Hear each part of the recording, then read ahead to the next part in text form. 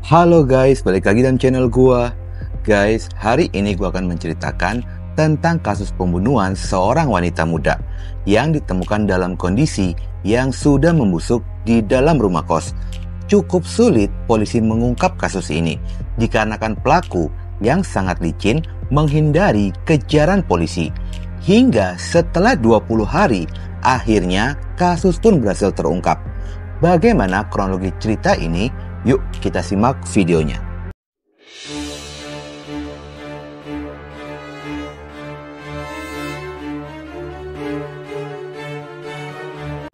Kisah ini dibuka, kita berkenalan dengan seorang pria bernama Henry Muhammad Ramdan, berusia 30 tahun, merupakan warga asli Bandung.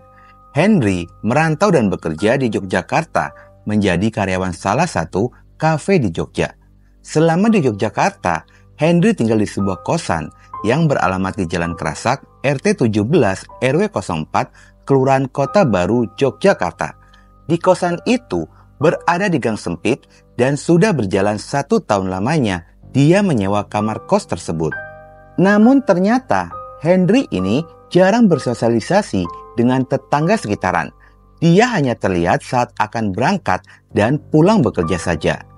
Seiring berjalannya waktu, pada tanggal 24 Februari 2024, manajer kafe memerintahkan salah satu pegawainya untuk mendatangi kosan dari Henry, di mana Henry ini sudah 4 hari tidak bekerja.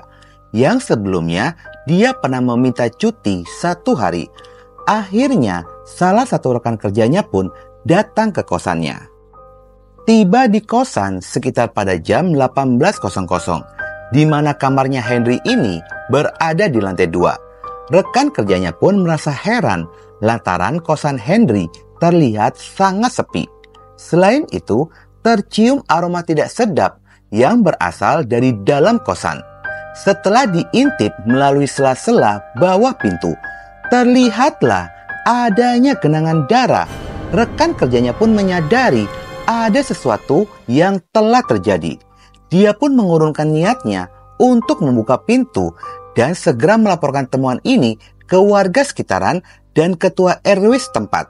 Lalu ketua RW menghubungi Polsek Gondokusuman dan menyampaikan temuannya tersebut. Pihak kepolisian segera bergerak menuju ke lokasi kejadian. Setibanya di sana, polisi menemukan pintu kamar dalam kondisi terkunci dari luar dan terpaksa pintu harus didobrak. Saat pintu itu terbuka, ditemukan adanya sosok jasad wanita yang tergeletak dalam kondisi sudah membusuk dan membengkak. Tim Inavis pun segera melakukan pengecekan kondisi korban. Ditemukan adanya luka lebam pada bagian wajahnya, luka sayatan di leher, serta beberapa tikaman pada tubuhnya. Dari hasil pemeriksaan awal, sudah pasti korban ini merupakan korban pembunuhan. Di dalam kamar kos itu, polisi menemukan adanya sebuah tas yang diduga tas tersebut milik korban. Saat diperiksa isi dalamnya, ditemukan adanya sebuah KTP dan terungkaplah identitas korban wanita itu yang bernama Farah Diansa, berusia 23 tahun, warga Dusun Jaban, Kelurahan Tridadi, Kabupaten Sleman. Korban ini pun merupakan seorang mahasiswi tingkat akhir jurusan perpajakan sebuah universitas Yogyakarta. Selain itu, dia pun bekerja di sebuah perusahaan printing. Setelah identitas korban terungkap, dengan mudah polisi mendapati identitas dari penyewa kamar kos tersebut, yaitu Henry. Namun pada saat penemuan jasad korban, Henry ini tidak berada di tempat. Otomatis Henry menjadi incaran polisi untuk dimintai keterangan mengenai siapakah korban wanita yang telah ditemukan itu. Sementara tubuh korban pun segera dievakuasi menuju Rumah Sakit Bayangkara untuk dilakukan proses otopsi. Lantaran tidak menemukan kontak dari keluarga korban, polisi menghubungi manajer tempat korban bekerja. Sambil menggali keterangan, pihak kepolisian pun mengabarkan tentang penemuan ini. Setelah mendapatkan kabar dari polisi, sang manajer pun segera memberitahu keluarga korban. Sementara itu, hasil pemeriksaan dokter forensik, adanya luka sayatan pada bagian leher serta luka tikaman 11 kali tidak beraturan pada dada kiri yang tembus ke ulu hati. Melihat kondisi korban yang sudah membusuk, dokter pun memperkirakan jika korban ini telah meninggal dunia sekitar 3 hingga 4 hari yang lalu sebelum ditemukan. Setelah beberapa jam kemudian, pada tanggal 25 Februari 2024, sekitar pada jam 01.30 dini hari, keluarga korban mendatangi Polresta Yogyakarta lalu diminta untuk datang menuju Rumah Sakit Bayangkara guna melakukan identifikasi jasad korban. Setibanya di rumah sakit, adik korban yang bernama Kholut Afrizal langsung diminta untuk melihat sosok wanita di dalam kamar jenazah. Saat pertama kali melihat jasad tersebut, Kholut pun sangat terkejut dikarenakan wajah wanita itu sudah tidak berbentuk dan wajahnya sudah membengkak. Namun setelah diamati bentuk wajahnya, akhirnya Kholut pun sangat yakin jika jasad itu adalah kakak kandungnya. Pihak kepolisian pun segera menggali keterangan dari beberapa orang saksi. Setidaknya ada 12 orang yang dipanggil oleh polisi. Di antaranya teman-temannya Henry, keluarga dari korban, dan juga tetangga sekitaran. Berdasarkan kesaksian dari Kholut, jika malam terakhir pada hari Selasa tanggal 20 Februari 2024 sekitar pada jam 18.30, Kholut mengaku tidak ada gelagat yang aneh dari sang kakak. Pada sore itu, Farah baru saja pulang bekerja. Dan di dalam kamar, Kholut melihat kakaknya sedang teleponan dan WhatsApp-an melalui ponsel sambil tiduran. Tidak berselang lama, tepatnya jam 19.30, Farah keluar dari rumah dalam kondisi seadanya, tidak memakai make up ataupun bedak dan lipstik. Namun saat pergi itu, Farah tidak memberitahukan kepada keluarga kemana dirinya akan pergi. Hingga malam semakin larut, Farah pun tidak kunjung kembali ke rumah. Saat itu, keluarga masih berbaik sangka.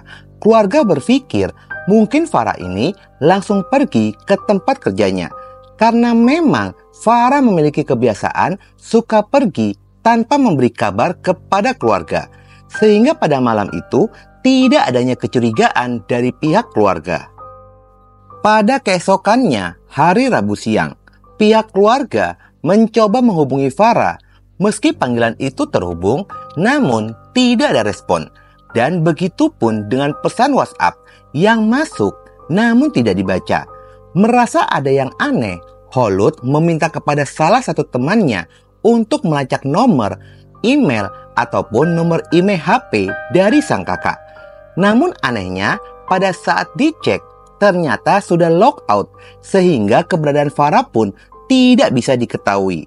Hal itu pun membuat keluarga menjadi khawatir dan memutuskan untuk melaporkan kejadian ini kepada pihak kepolisian pada hari Kamis tanggal 22 Februari 2024. Sambil menunggu hasil dari pelaporan itu, pada hari Jumat tanggal 23 Februari 2024, keluarga mendatangi orang pintar untuk menanyakan kondisi Farah dan orang pintar itu pun mengatakan jika Farah masih dalam kondisi baik-baik saja dan sedang pergi bersama dengan teman-temannya.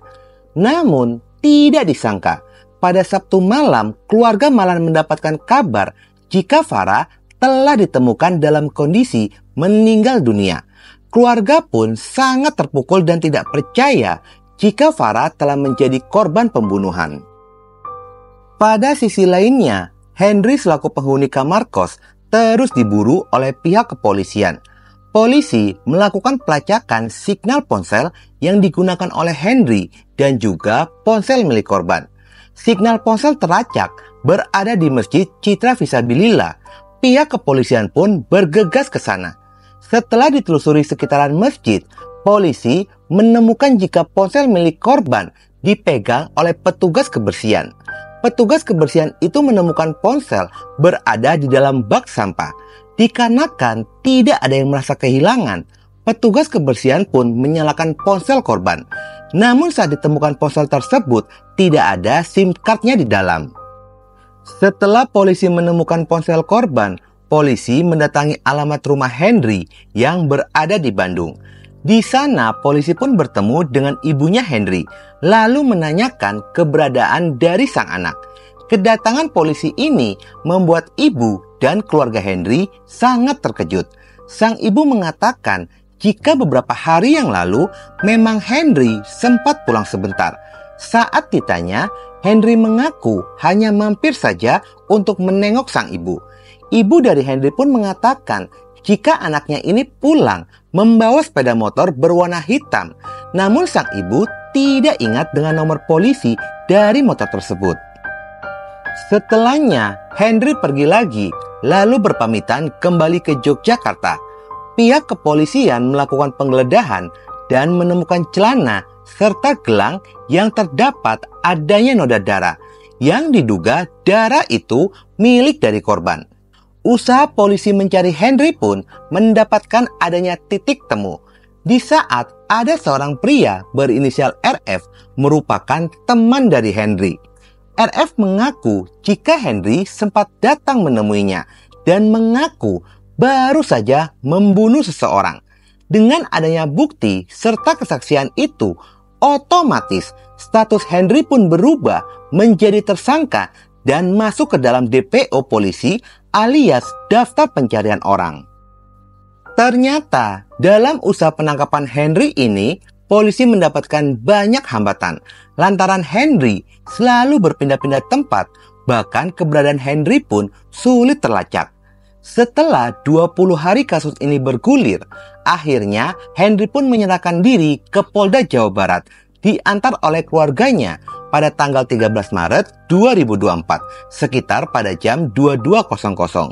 Selain menyerahkan diri, Henry pun menunjukkan motor Honda Beat berwarna hitam dengan nomor polisi AB 2847XY yang disembunyikan di tempat penitipan motor stasiun Cicalengka, dan motor itu milik korban.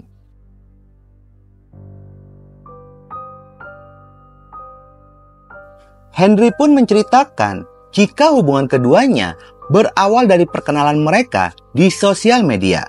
Dari perkenalan itu, mereka sepakat untuk bertemu di kosannya Henry pada tanggal 20 Februari 2024. Pada hari itu merupakan pertemuan pertama kalinya.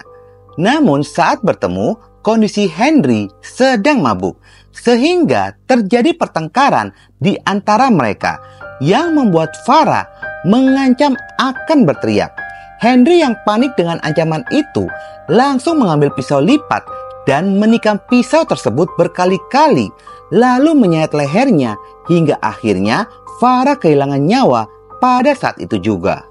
Setelah membunuh Farah, Henry pun langsung meninggalkan tubuh Farah begitu saja di dalam kamar kosannya. Henry mengaku dalam pelariannya itu terbesit keinginannya untuk bertobat. Dia pun sempat googling mencari pesantren di daerah Jawa Barat. Bahkan untuk menghindari kejaran polisi, Henry berpindah-pindah tempat sebanyak 4 kali area Jawa Barat. Hingga pada akhirnya dia memutuskan untuk menyerahkan diri. Namun terkait motif pembunuhan, pihak kepolisian pun mengaku masih melakukan pendalaman kasusnya. Selain itu, terkait adanya hubungan asmara ataupun percobaan penodaan, pihak kepolisian masih terus melakukan pemeriksaan secara intensif. Tubuh Farah telah dikebumikan pada tanggal 25 Maret 2024. Atas perbuatannya itu, pelaku Henry dijerat dengan pasal berlapis. Salah satunya adalah pasal 340 pembunuhan berencana dengan ancaman pidana yaitu pidana mati. Guys, saat korban menemui pelaku, kondisinya sudah malam, datang menemui pelaku di kosannya, menurut gua sih terlalu berani sebagai seorang perempuan, terlebih baru kenal. Intisari dari kasus ini, jagalah anak atau saudara perempuan kita dan selalu ingatkan jangan mudah percaya dengan laki-laki. Oke guys, sekian dulu video gue hari ini dan jangan lupa ikuti terus video gue. Oke?